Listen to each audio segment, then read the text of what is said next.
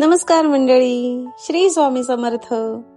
माझ्या just Neha's daily blog मध्ये तुमचं सगळ्यांचं स्वागत.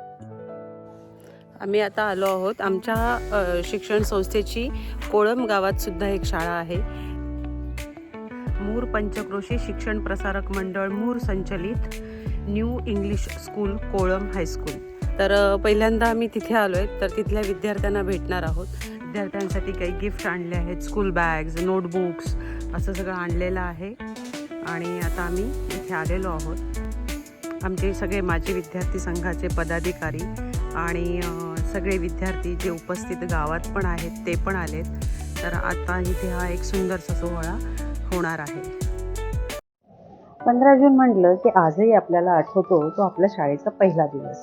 नवा वर्ग, नवी पुस्तकं, नव्या वह्या, त्यांचा तो सुगंध याने मन एकदम भारावून जायचं. सुट्टीनंतर सगळे मित्रमैत्रिणी पुन्हा भेटणार म्हणून होणारा आनंद. कोळमच्या शाळेत मुलांचं पहिल्या दिवशी स्वागत करताना आज पुन्हा एकदा या सगळ्या गोष्टींची आठवण झाली. आज मुलं सरस्वतीच्या पावलाने शाळेत आली. आम्ही त्यांचं गुलाबाचं फूल आणि चॉकलेट देऊन स्वागत केलं. त्यानंतर या विद्यार्थ्यांना माझे विद्यार्थी संघाकडून वह्या, स्कूल बॅग अशी भेटवस्तू म्हणून दिल्या. 10वीच्या परीक्षेत उत्तीर्ण झालेल्या विद्यार्थ्यांना त्यांचे सर्टिफिकेट्स ठेवण्यासाठी फोल्डर्स आणि पेन देऊन कौतुक केलं. असा हा सगळा सोहळा आम्ही साजरा केला. या ठिकाणी उपस्थित आहेत. आपल्या सर्वांच्या वतीनं, शाळेच्या मुख्याध्यापकांच्या वतीनं मी त्यांचं सहर्ष स्वागत करीत आहे. तसेच मी सेलार सरांना विनंती करतो की त्यांनी सर्व मान्यवर या माझे विद्यार्थी संघाचे यांचं पुष्प देऊन स्वागत करावं.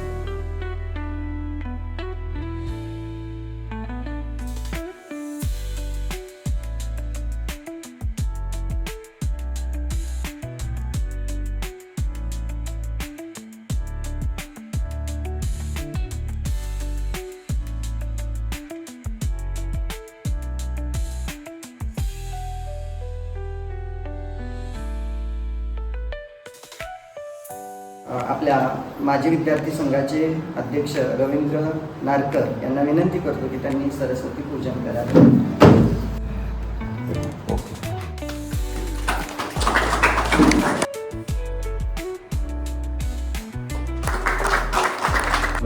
काळेश्वर विद्यालय माजी विद्यार्थी संघ यांनी या कार्यक्रमानिमित्त पहिल्याच दिवशी मुलांना काही भेटवस्तू त्याचबरोबर शालेय भेटवस्तू देण्याचं ठरवलं होतं. 1989-90 ची बॅच श्री काळेश्वर विद्यालय मूरच्या या बॅच कडून तुम्हाला आज वह्या मिळणार आहेत आणि माझी विद्यार्थी संघाकडून स्कूल बॅग मिळणार आहे. म्हणजे अख्ख्या राजापूर तालुक्यामध्ये विचार केला तरी सुद्धा श्री काळेश्वर माजी विद्यार्थी संघ जो आहे हा खूप कार्यतत्पर. हा त्यांचा अभिमान किंवा कौतुक करावं असं वाटतं की ज्यावेळी ते आपल्या शाळेचा विचार करतात, बघा ते त्या शाळेचे माझे विद्यार्थी आहेत, परंतु आपल्या संस्थेच्या दोन्ही शाळांचा विचार करत असताना त्या शाळेबरोबर आपल्या शाळेचा सुद्धा विचार करत असतात. मग डिजिटल बोर्डचं उद्घाटन तिथे होणार आहे. एक या भागामध्ये म्हणा किंवा काही बऱ्याच मोठ्या शाळांमध्ये ती सुद्धा अजून व्यवस्था नाही. शहरातल्या शाळांमध्ये किंबहुना ती व्यवस्था नसेल. ती व्यवस्था ते आपल्या भागातील मुलांसाठी करत आहेत. आपला माजी विद्यार्थी संघाची उत्तरोत्तर प्रगती होत जाऊ अशी कोळमेश्वर, मांगेश्वर आणि काळेश्वराकडे विनंती करतो.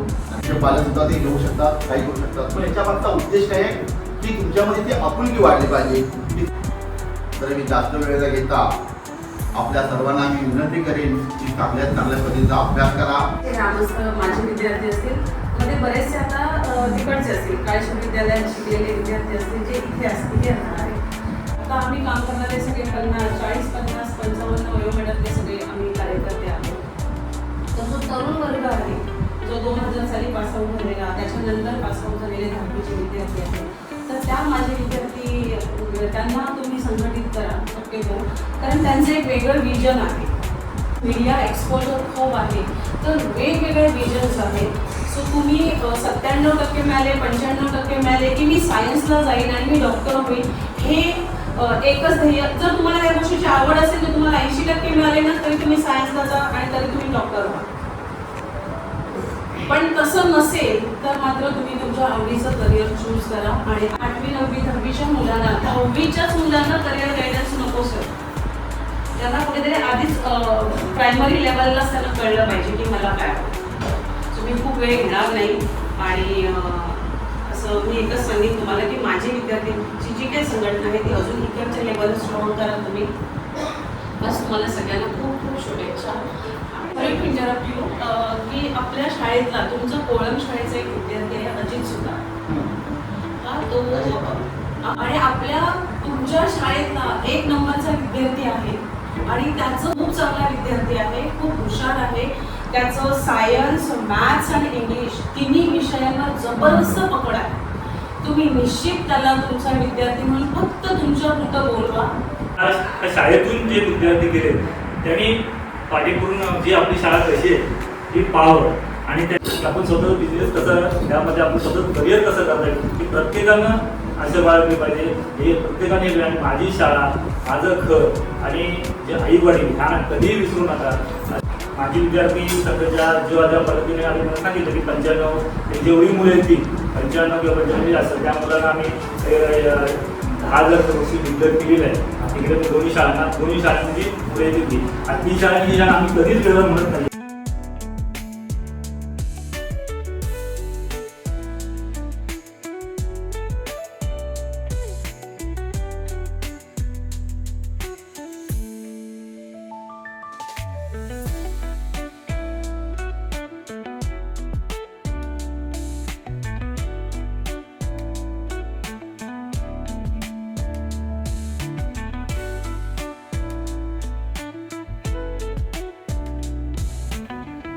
तर हा होता माझा आजचा vlog. Please like, share, comment and subscribe to. भेटूया पुढच्या व्लॉगमध्ये. थँक्यू.